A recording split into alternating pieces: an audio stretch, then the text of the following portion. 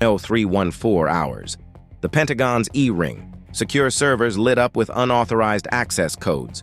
47 pages of highly classified Joint Chiefs intelligence vanished into the digital ether. The greatest military cover-up of our generation was suddenly exposed. They told you the threat was neutralized. They told you the mission was an overwhelming success. They lied. What you are about to hear is not a conspiracy theory. This is raw, unredacted, classified data bleeding out from the highest levels of the United States military. The documents prove that the entire narrative surrounding Operation Epic Fury is a fabricated illusion. But here is the terrifying truth. The intelligence leak did not just expose political deception. It revealed a catastrophic vulnerability that puts thousands of American sailors directly in the crosshairs of a fully intact Iranian war machine. Run the numbers with me. The Pentagon officially claimed that the massive February 28th strikes obliterated Tehran's offensive capabilities. They sold the American public a story of total dominance. But the leaked damage assessments tell a chillingly different story. Iran's subterranean missile complexes and drone factories did not burn. They survived. The heavily fortified bunkers buried deep beneath the Zagros Mountains remained practically untouched by American bunker busters. Iran's arsenal of Khaybar-Sheikhan ballistic missiles and Shahed suicide drones is largely intact. And that is the moment everything changed. You were told the strikes were a preemptive necessity. You were told American intelligence intercepted undeniable proof of an imminent Iranian attack against United States forces. But the leaked briefings from the Joint Chiefs of Staff reveal a massive intelligence vacuum. There was no imminent threat. There was no ticking time bomb. The primary self-defense justification for launching a massive regional war was completely hollow. General Dan Kane, the chairman of the Joint Chiefs, alongside top Pentagon brass, explicitly warned the president about the catastrophic risks of an extended military campaign against Iran. They knew the intelligence did not support the strike. They knew the enemy was prepared, but the operation went ahead anyway. And now, the true cost of that decision is spiraling violently out of control. What they did not tell you is that the retaliation is already happening. This is not a contained conflict. This is a sprawling, multi-front war of attrition that the United States is currently losing on the balance sheet. But look closer at the financial hemorrhage. Pentagon Acting Comptroller Jules Hurst III recently testified to Congress with a number that should terrify every American taxpayer: $29 billion. That is the current price tag for Operation Epic Fury. $29 billion burned in a matter of weeks. The cost of this undeclared war jumped by $4 billion in just 14 days. Let that sink in. We are burning through billions of dollars to achieve absolutely nothing of strategic value. The vast majority of that $29 billion expenditure is not going toward new capabilities. It is being violently consumed to replace depleted United States munitions and repair battered equipment. For every $20,000 Iranian drone launched from the back of a modified commercial truck, American Arleigh Burke-class destroyers are firing SM-6 interceptors that cost $4.3 million each, a 215-to-1 cost disadvantage. No nation on Earth can afford to win a war that way. That is a bankrupt strategy. Defense Secretary Pete Hegseth stood before Congress on May 12th and testified that United States stockpiles are completely secure. He looked into the cameras and stated, "We have plenty of what we need." But the leaked documents paint a picture of logistical panic inside the Pentagon. The expenditure rate of precision-guided munitions in the Middle East is rapidly outpacing the American defense industrial base's ability to manufacture them. We are draining our Pacific reserves to fight a ghost war in the desert, and that leaves the door wide open for China. But here is what nobody tells you about the true objective of Operation Epic Fury.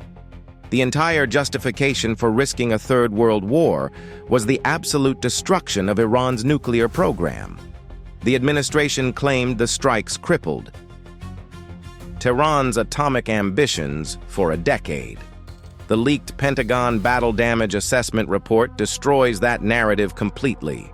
The extensive, multi-billion-dollar United States bombing campaign only set back Iran's nuclear program by a few months. We risked the lives of thousands of American service members and spent $29 billion to buy a temporary pause. Deep beneath the mountains at Fordow and Natanz, the centrifuges are still spinning. The uranium is still being enriched. The Iranian Revolutionary Guard Corps watched the greatest military on Earth throw everything it had at their nuclear infrastructure, and they merely brushed off the dust. What they did not know was that the failure in Iran was about to trigger a massive diplomatic meltdown within our own alliances. This was not just a military miscalculation. This was a geopolitical disaster that is tearing NATO apart from the inside. Remember the unified global coalition of the Gulf War? This is different. This is the United States fighting completely isolated and lashing out at its closest friends. The leaks exposed an internal Pentagon email drafted by top policy advisor Elbridge Colby. The contents of this email are so radioactive they threaten to permanently fracture the NATO alliance. When the United States requested airspace access and basing rights to conduct the Iran campaign, key allies refused. Spain and the United Kingdom looked at the flawed intelligence and said no. They denied the Pentagon the crucial logistical staging grounds required for a sustained air campaign. In retaliation, Colby drafted explicit plans to systematically punish our own NATO allies. But the punishment was not just a diplomatic slap on the wrist. The leaked NATO retaliation document included a specific, highly classified threat to reassess United States diplomatic support for British sovereignty over the Falkland Islands. Think about that for a second. To force the United Kingdom into supporting an undeclared war in the Middle East, the Pentagon was prepared to leverage the Falkland Islands. They were willing to embolden Argentina and risk a crisis in the South Atlantic just to punish London for refusing to participate in Operation Epic Fury. This is not the behavior of a confident superpower. This is the desperate flailing of an administration that knows it has lost control of the narrative. When you threaten your oldest, most capable naval ally over a territorial dispute. To force their compliance, you have already lost the strategic high ground. The British Royal Navy has fought alongside the United States in every major conflict of the last century. Now, internal Pentagon documents treat them like a hostile entity, and that is the moment the true scale of the internal chaos became undeniable. The White House is not focused on winning the war against Iran. They are focused on hunting down whoever exposed the truth. Following the disastrous leaks, President Trump reportedly handed Acting Attorney General Todd Blanche a stack of news articles detailing these internal military concerns. Attached to the top of the stack was a single sticky note. It contained one word: treason. The administration is treating the exposure of their failed strategy as a capital offense. On May 12, 2026, Acting Attorney General Todd Blanche publicly defended the Justice Department's unprecedented decision to issue grand jury subpoenas to the Wall Street Journal and other major news outlets. They are tearing up the First Amendment to uncover the sources of the Pentagon leaks. They want to find the whistleblowers who proved that the intelligence was manipulated. Why? Because the truth is far more dangerous to their political survival than any Iranian ballistic missile. But look closer at what is happening on the water. While the politicians hunt for leakers in Washington, thousands of American sailors are locked in a daily fight for survival in the most dangerous choke point on the planet. Welcome to the Strait of Hormuz, 21 miles of treacherous water where 1/5 of the world's oil passes every single day. This is the geopolitical jugular vein of the global economy, and right now, it is a war zone. The United States military launched Project Freedom this week. It sounds like a routine security operation. It is not. The Pentagon deployed a massive armada of guided missile destroyers, combat aircraft, and 15,000 service members to forcefully escort commercial ships through the strait. 15,000 American lives placed directly inside the kill box. The Iranian Revolutionary Guard crews manning their high-speed attack boats believed their commanders' promises that speed and numbers would crash through American defenses like a tidal wave through a sand castle. They had trained for months. They lined the rugged Iranian coastline with anti-ship cruise missile batteries hidden inside commercial shipping containers. They deployed swarms of explosive unmanned surface vessels disguised as local fishing skiffs. Every time an American Arleigh Burke-class destroyer escorts a tanker through that narrow channel, the radar screens light up with hostile contacts. Iran is actively firing at commercial vessels. They are actively targeting United States forces. The air is thick with the smell of diesel fuel and cordite. The AN/SPY-6 AMDR radars on our destroyers are tracking hundreds of inbound threats simultaneously. The Combat Information Center inside these ships is a symphony of controlled chaos. Fire controlmen are making split-second decisions that carry life or death consequences. If a single that the tenuous ceasefire remains in effect. A ceasefire. Let that word echo in your mind. Missiles are flying. Drones are detonating against the armored hulls of commercial ships. American destroyers are expending millions of dollars in interceptors every single watch. But the Pentagon insists this is not major combat. They are lying to you about the definition of war to avoid admitting that Operation Epic Fury has failed. They are playing a deadly game of semantics while 18-year-old American sailors are manning the Phalanx close-in weapon systems, waiting for the swarm to breach the horizon.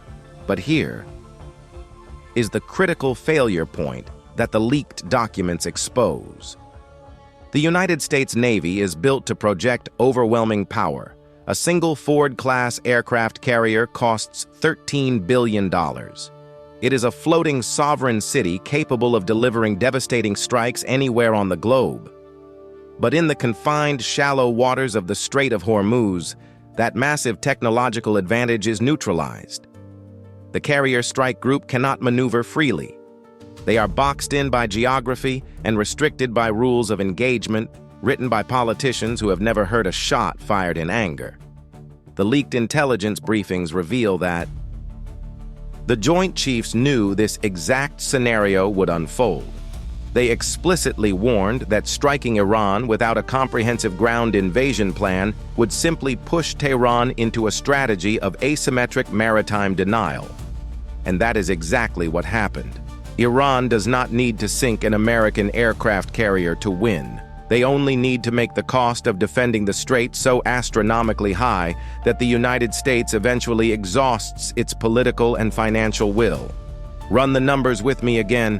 $29 billion in a few weeks. That is the annual tax contribution of millions of hard-working American families vaporized in the desert to intercept cheap fiberglass drones. The intelligence leak proves that the Pentagon's internal models project this financial bleed will only accelerate.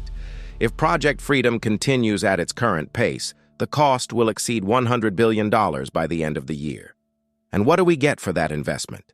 A paralyzed shipping lane and a nuclear-armed adversary that is angrier and more entrenched than ever before. This was not a strategic victory.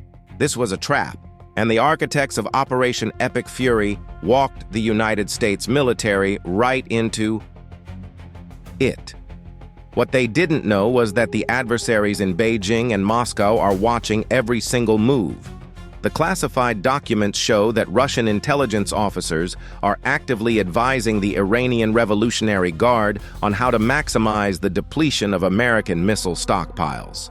They are using the Middle East as a giant sponge to soak up the United States Navy's most advanced interceptors. Every SM-6 fired at an Iranian drone in the Persian Gulf is one less missile available to defend Taiwan from a Chinese invasion. The strategic reserve is bleeding out, and the Pentagon leadership is desperately trying to hide the bandages. When Defense Secretary Pete Hegseth claims our stockpiles are secure, he is relying on a technicality. The stockpiles exist, but they are dropping below the critical minimums required for a two-front war. The leaked documents show that the Joint Staff Logistics Directorate raised the alarm weeks ago. They warned that if the current expenditure rate continues, the Navy will face critical shortages of standard missiles within 6 months. But look closer at how the administration is handling this existential crisis. Instead of adjusting the strategy, instead of admitting the intelligence was flawed, they are launching a war against the press. The grand jury subpoenas issued by Acting Attorney General Todd Blanche are not about national security. They are about narrative control. The administration is terrified that the American public will realize the entire foundation of the Iran war was built on fabricated urgency. The claim that Iran was planning an imminent attack on United States forces was the only legal justification they had to bypass Congress. Without that imminent threat, Operation Epic Fury is not a defensive action. It is an unprovoked preemptive war that has destabilized the entire Middle East. The E-ring of the Pentagon is currently paralyzed by paranoia. General officers are being interrogated. Secure communications are being audited. The military leadership is spending more time looking over their shoulders for internal investigators than they are tracking Iranian missile movements. This internal witch hunt is degrading the operational readiness of the armed forces at the exact moment they are facing their greatest challenge in decades. The leaked documents show a deeply divided command structure. On one side, you have seasoned combat commanders like General Dan Kane, who understand the lethal reality of the situation and tried to stop the madness.